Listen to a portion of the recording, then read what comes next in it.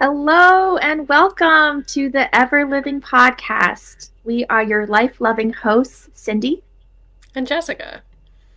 and welcome back, everybody. Today we have an awesome interview guest. She is the executive director of Secular Pro Life. Let's welcome Monica Snyder. Thanks for having me. Thanks for coming on, Monica. How are you doing? I'm doing pretty good. How are you doing? Doing well. Trying to stay warm here, and I'm in Connecticut. It's been like single digit weather for the last month. Yeah, it's So, amazing how suddenly 32 degrees feels wonderful after you've been doing that for a while. exactly. Absolutely. So, Monica, where are you based in the country? I Where do you am live? just outside St. Louis, Missouri. Very cool. And what is Secular Pro Life? Secular Pro Life is an anti abortion organization led by atheists. You don't have to be atheist to be involved. It's secular pro life, not atheist pro life. But we try to focus on making secular arguments against abortion and then trying to bring in as many people as possible, regardless of what their personal views are on religion or politics. If they want to help us make secular arguments against abortion, we try to build coalitions around that idea. Mm-hmm. And when did it get started, Secular Pro Life? So Kelsey Hazard founded it in 2009, and I was volunteering with her for a long time. I think we became a 501c3 in later, like 2018, and I took the position as executive director in 2021. So it's been around for a long time, but kind of informally, and slowly got more organized as we figured out what we were doing. Oh, nice. And it's like a national reach, an international reach.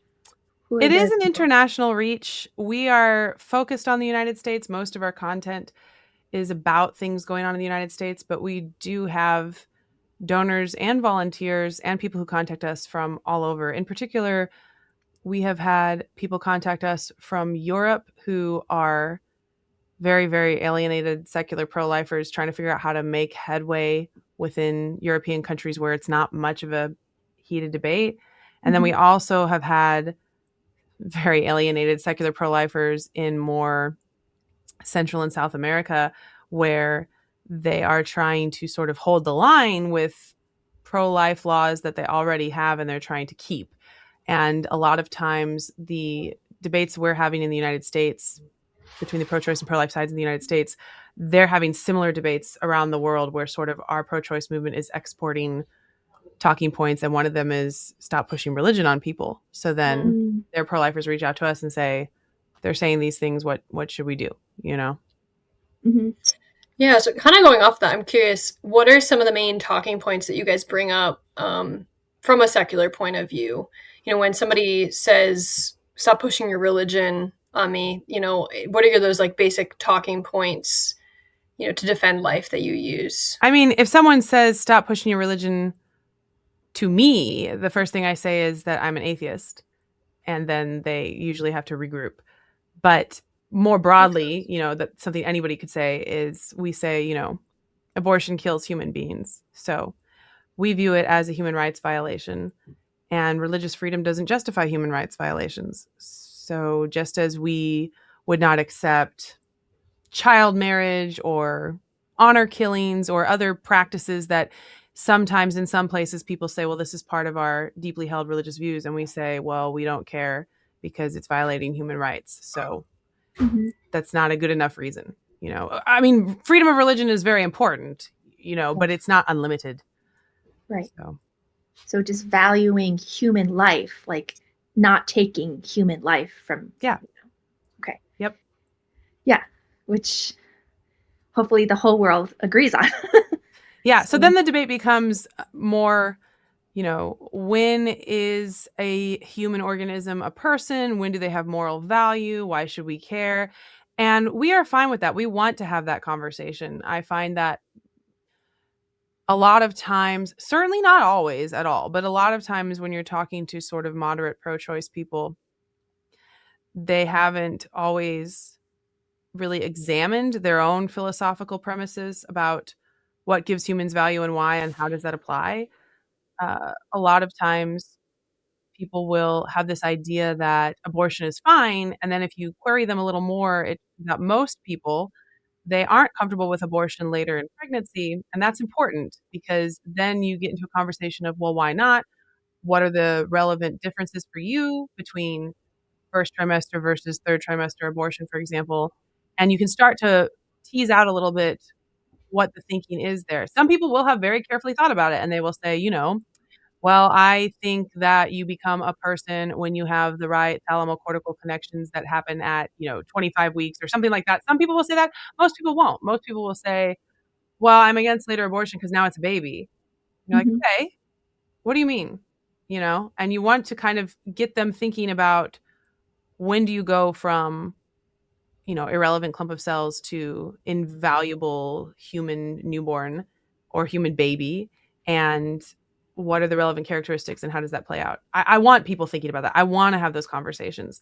So we find that the don't push a religion starter um, point, it doesn't last very long. It's just not actually really relevant because usually it's a proxy for people saying, well, either they're saying, I think you're on team A, which is religious people, and I'm on team B, which isn't team B, and so I don't have to listen to you. Or more nuanced, they might be saying, there isn't any possible secular reason why anyone would care so much about an embryo. And either way, you want to kind of figure out why they're saying it and then have those conversations.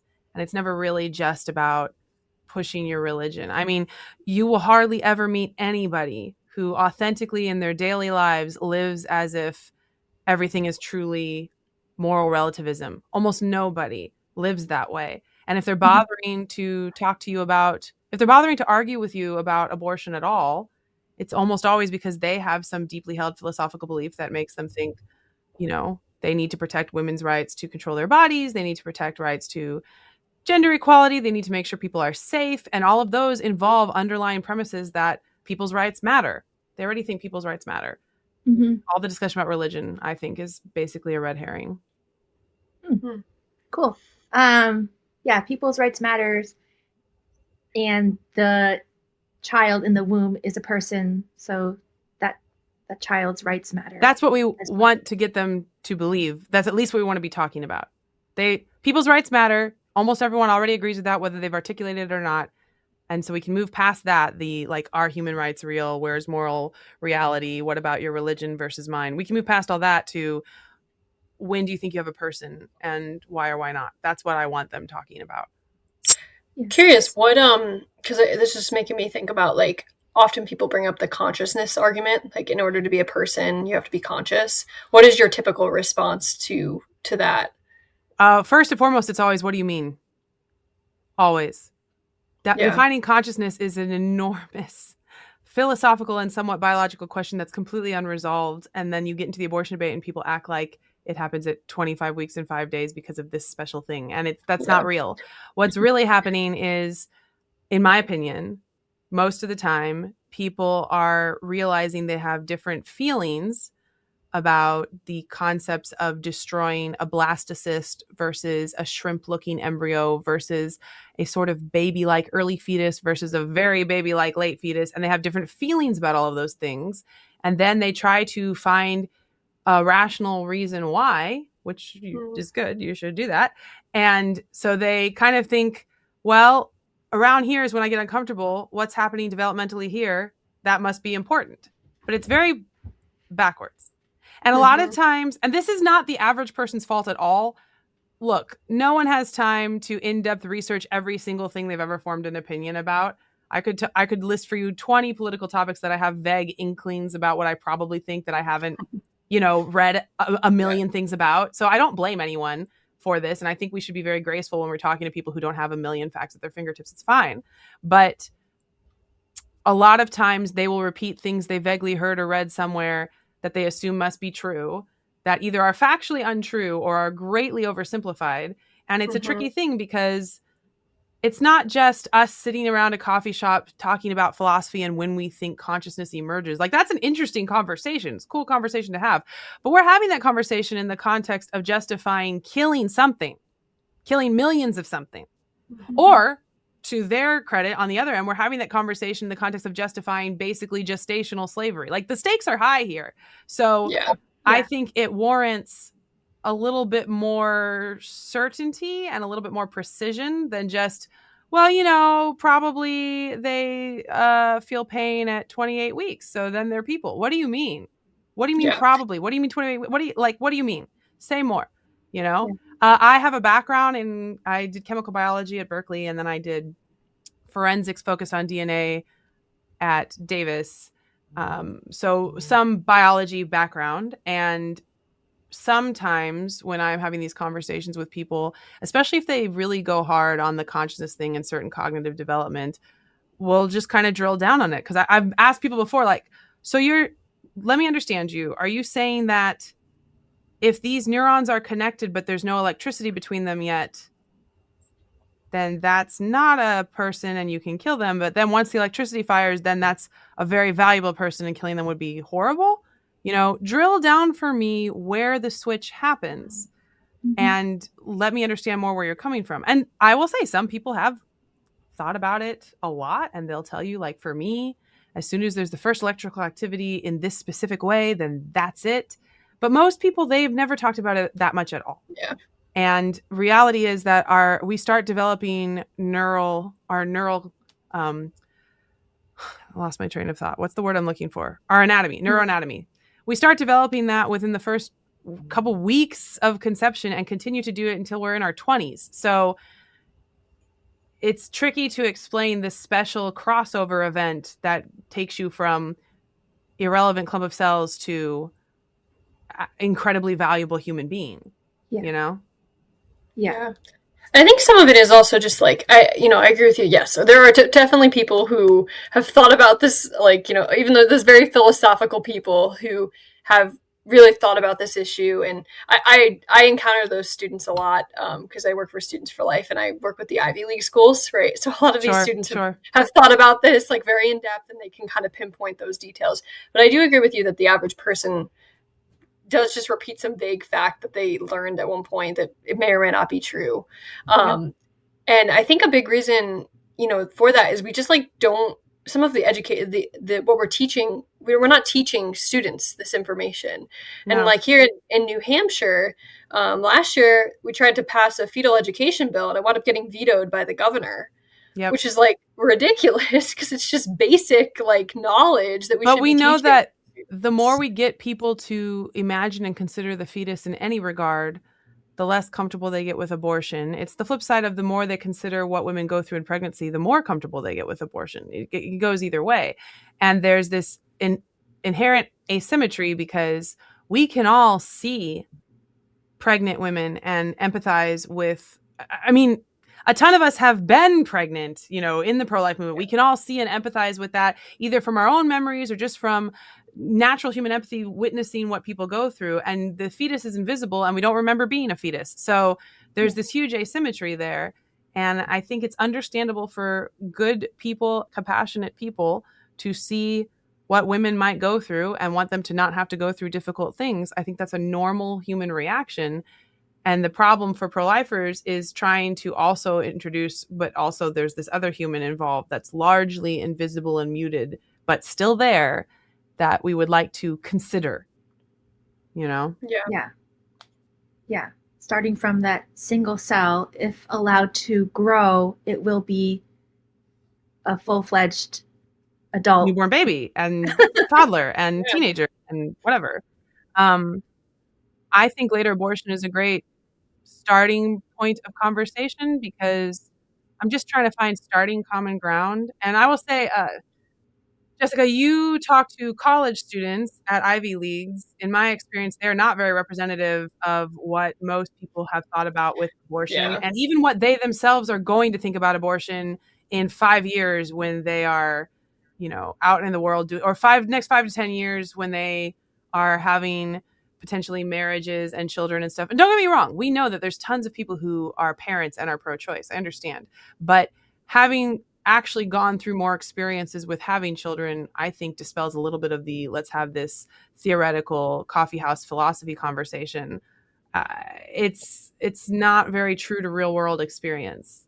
Yeah, I But think you make a really good point. I was actually yesterday for my job meeting with a representative here in where I live in Connecticut, and he brought up the same point, right? Because he's done campaigning, and he's gone and knocked on people's doors and all that. And he said, you need to have a 30-second pitch that the average person can understand.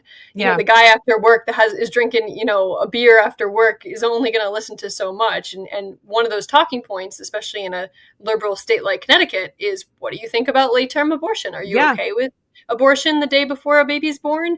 Most people aren't. So it's like you kind of have to start there and then walk back from that we like to point. talk about it in terms of viability because I think most people just flatly don't believe there's such a thing as an abortion the day before a baby's born, and they feel like it's not That's sincere. also true. Yeah. But there's a ton of evidence. Actually, at our website, if you go to secularprolife.org/later abortion, we've been accumulating evidence for years. It's interviews of abortion providers, it's snapshots of websites of their clinics, it's stories from women who've gotten abortions, just talking about women getting abortions after viability when there wasn't a medical indication. And that's easier to talk about with people because it's much more common than the concept of like a 8-month abortion, and people don't really think about it. I think the average, nominally pro-choice American person, they want to make sure abortion is available for medical emergencies, fetal anomaly, and rape.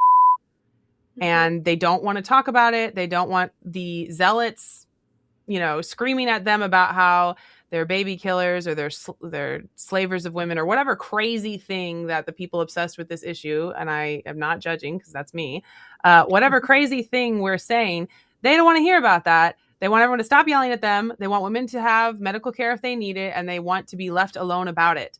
And that's an interesting paradox for us because they're not that far from where we want them to be. They are not necessarily comfortable with elective abortion as a concept, and they're definitely not comfortable with later abortion as a concept. So they're not that far from where we want them to be if we could just talk to them, but they specifically don't want to talk. So we have this whole training with Great way Secular to sum it Pro-Life. up.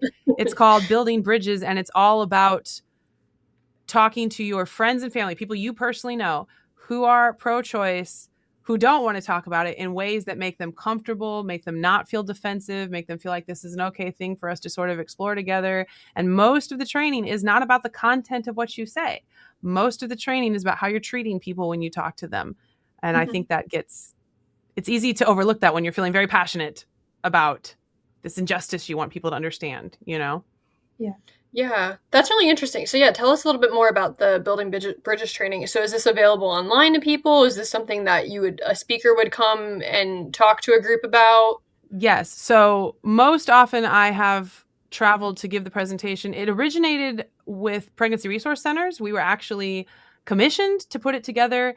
And the original concept was talking to pregnancy resource center staff and leadership about how to connect with secular abortion-minded women. That was the starting bit. But the inaugural version of the presentation, it included 3 target audiences, and that was abortion vulnerable women, moderate pro-choice people, and what we call non-traditional pro-lifers, which are people who already agree with us morally on abortion, but they are not particularly devoutly Christian or politically conservative or something, and they don't connect to the larger movement. And they're a very precious resource that can be ambassadors to a broader culture if we can identify and connect with them, which we don't. The movement largely ignores them or is like, nice that they're here, but whatever. Anyway, that's a tangent. So originally it was a 60-minute thing with like 20 minutes Q&A.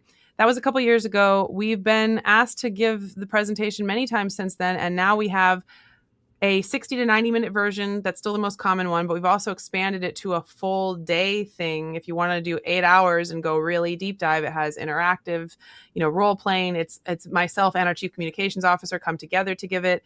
That's more suited for larger groups, like if you have multiple PRCs who want to pool together and do it, or a regional thing with student groups, or like a conference track, that kind of thing. But all of it comes to the same thing, which is basically Secular Pro-Life is run by people who either used to be pro-choice or who have existed in almost exclusively pro-choice social circles for most of our adulthoods. And we're just taking that expertise to bear on what actually makes it easy for people to talk to you about this. And again, it is mostly about how you are making them feel. Before you get a chance to really say the main points you want them to understand, you have to have the right connection with them for it to actually be useful. And it's a long-term thing. That's why we focus on interpersonal relationships where you actually have the most influence and power. Don't get me wrong. We actually have a whole other presentation that's the opposite, which is arguing online, where you have the least amount of power but can reach the greatest amount of people. So we have that too. We argue online all the time. But if you really want to make sway, you got to be good at talking about this with people you are in relationships with who know you. And so we talk a lot about how to do that in ways that they're consenting to the conversation, that they are curious, that they feel that you are listening to them and understanding where they're coming from. It's very relational. And in our experience, personally, like the chief communications officer and myself have talked about how we have had people over the years tell us we changed their mind in some cases without ever actually arguing about abortion at all. So, wow. Yeah. That's awesome. People that people were convinced, or people were won by the way they were, like the dialogue was happening, and then the persuasions and it's two things. It's giving people permission to consider the anti-abortion position without feeling like they have to upend their entire identity. We don't want people to feel like they have to register Republican or convert to Catholicism in order to be pro-life. We want them to feel like they could stay exactly, precisely where they are and not be okay with killing children in utero. So we try to divorce it as much as possible from tribes. That's the first thing. And the second thing is just making them feel safe to think about it and query it a little bit more. And you do that by making them feel comfortable talking to you about it and not feeling like there's a bunch of pressure that they have to agree with you, you're going to be mad at them, or that you're going to get too upset to discuss it. Just, I believe there are a lot of people who call themselves pro-choice who have not really grappled with the issue, and who, if they just even had a little bit more information from my perspective, that would be enough. There's a lot of people that's not. Like, you would need to have the whole philosophical conversation and lots of discussion and whatever. And there's some people you'll never reach because they have deeply held, personal experience reasons why they feel strongly about this. That's okay. But there are a lot of people where they've just never even stopped to think about it. And they just know that good people are pro-choice. If one is forward thinking and educated and cares about women, then one is pro-choice. And I care about women, so I am pro-choice. And then when they meet people they're in relationships with, that's the really important thing. They're in a relationship with you. They like you. They're friends with you. You're not some caricature online. And you're not pro-choice. That's enough for some people to just be like, well, Like, I have a friend, this is from over a decade ago, where he got to know me and my sister, who are both feminist and kind of vocal about it in a variety of contexts, not related to abortion at all. And when he got to know us as actual friends and realized that we are authentic in this and we feel very strongly about this and we have some pretty passionate opinions about gender and all this stuff, and we're against abortion. And he had to grapple with the fact that we were both of those things clearly because he knew us. And it started to make him skeptical when he heard his pro-choice friends or whoever talk about how those people hate women. And he's like, well, I don't know about the rest of the pro-life movement, but I know for sure that Monica does not hate women.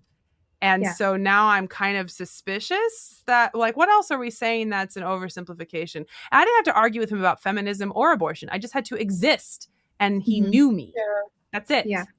And I think it's almost that, like it reminds me of that expression, like, you're the 5 people you hang out with. Yeah. You've heard that expression before. Yeah. Like you're your people's mannerisms and beliefs and things like that, rub off on you if you hang out with them. So, and it can go in either direction. I think it's very good for pro-lifers to be good friends with pro-choicers for a lot of different reasons, and not just because we're hoping to convert them eventually, which I am. I want everyone to be pro-life. I'm pretty straightforward about that. And my pro-choice friends know I want them to be pro-life. It's not a secret. But if we are going to be good at persuasion on a broader culture level, it's very important that the pro-life movement avoids echo chambers. It's harder than ever to do that now in the era of social media and algorithms responding to what you naturally like. You actually have to put concerted effort into making sure you're receiving inputs from a variety of sources and not just the ones that agree with you. It's actually really hard to do for everybody, but the more we're in an echo chamber of just affirming that what we think is correct, the less we're able to communicate with people who don't live in that echo chamber with us. And it really makes it harder for us to do our jobs. If you have friendships with people who are different from you, it sort of inoculates you against the stupidest stereotypes. And them too. It's in both directions. They're less likely to believe ridiculous things about anti-choicers. And you're less likely to start thinking half the country are some sort of ignorant villains because you have friends who are pro-choice and they're good people, and you just need to talk to them, Yeah. It's like living in a dystopia where you hear about this other land, but you don't know anybody from that land, but you hear things about the people from those lands, but there's no there's probably a whole like Narnia, Harry Potter, Lord of the Rings allegory you could do. Except for that, in this analogy, when you get to the other land, it's not a bunch of orcs, it's just other people. Yeah. So. And yeah, I do see that the pro-choice side, it does seem very tightly connected with like the Democratic Party or something. And so yeah, there should be you should be allowed to be pro-life and, other things like in your life. Like it's not all like a one package, like you have to be everything like this. Right. And not specific to abortion, tribalism is getting more ridiculous constantly.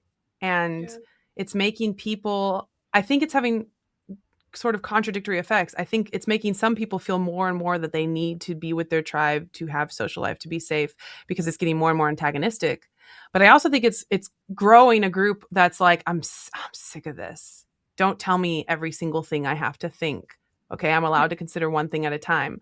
This is why the non-traditional pro-lifers I referenced earlier are really, really crucial, because if you have a pro-lifer who is, and this is not hypothetical, this is a specific person I'm thinking of, a progressive vegan atheist who lives in New York City and is against abortion, then all her progressive vegan atheist friends in New York City who are pro-choice and know she's pro-life, that gives them at least one data point of like, well, there's a path for this if you wanted to, that doesn't require you to upend your entire identity. No, I think this is really interesting. I think it could be useful just like even for a lot of students I know. I mean, I know even myself in college, like I'm Catholic and most of my friends were from the Catholic Center, right? And we're all pro-life. Sure. And I think I was also in college around the time when Roe v. Wade was overturned, so this became a really controversial issue. So like to be honest, like I would go to class and sometimes I felt like unsafe in my classes talking about being pro-life. So then because I knew that people wouldn't like me for it or like would make comments and things like that. So I found it very hard in college to like make friends with people that were outside of, my quote unquote tribe. Sure. So I think I know from my own experience and just some of the students I've worked with, I think this would be great for them. So how would someone go about getting this training from you? What would they need to do to get, bring this to their group? Can we show the website? We could. If it's secularprolife.org/contact or secularprolife.org/speakers, either one, you can contact us. The speakers one will show you the different people we have to come talk. I think there's also secularprolife.org/bridges intensive. Don't quote me on that. You got to go and check it out. But you can contact us through the website. Oh, that's very cool. Yeah, if you go to presentations on the top right, I think it has a section for Bridges Intensive is the long one and Building Bridges is the normal one. Yeah, you click that button, it'll take you to us.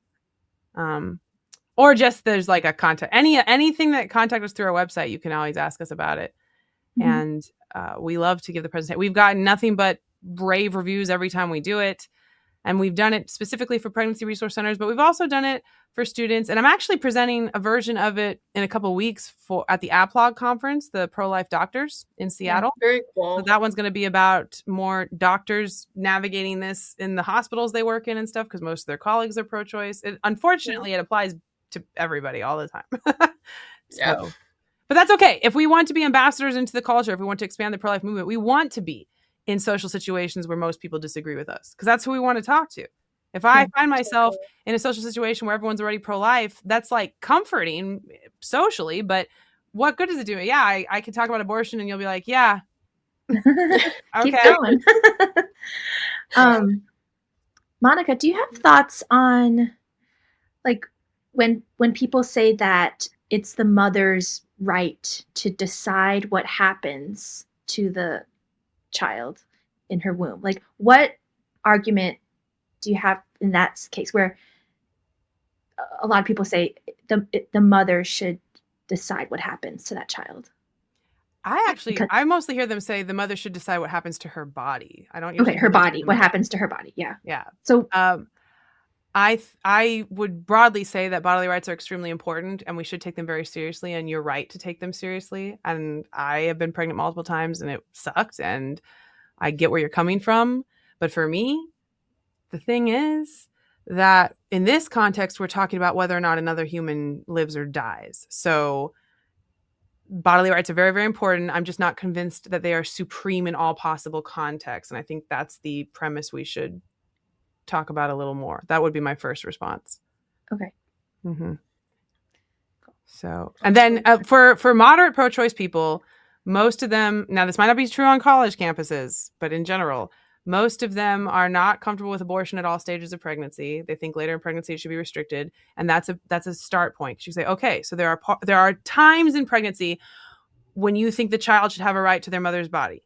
They're different than the times I think, but there are times when you think that, and that's common ground. Now we just need to figure out why it's not she can always do whatever she wants with her body, because you just listed times when you didn't think so. It's most of the time she can, sometimes she can't, why or why not, and that's a starting point. Okay, good. Cool. Well, we got to wrap up, but thank you so much, Monica. This was really insightful, and really appreciate you telling us about the Building Bridges training. And I think that our listeners will definitely be interested in that. Sure. And yeah, just some of your responses to some of the pro-choice arguments were really helpful as well. So yeah, really, thank you for your time. Thank you for coming on the podcast, and thank you for all that you do for life. Thank you. Thank you for having me. I really enjoyed talking to you. And we got to break out of our tribe bubbles today. Yeah. And yeah. Exactly. Always a good call. Okay. Awesome. Well, everyone, thanks for watching today. We'll see you next week. Goodbye. Awesome. Bye. Bye, everyone. Thank you for listening to the Ever Living podcast, a podcast by New Hampshire Right-to-Life, New Hampshire's oldest and most active pro-life organization. You can learn more about our work and learn how to get involved at www.nhrtl.org. If you would like to donate to our mission, you can make a donation at www.nhrtl.org/donate. See you next week. May God bless you and be very near to you, and may you be ever living.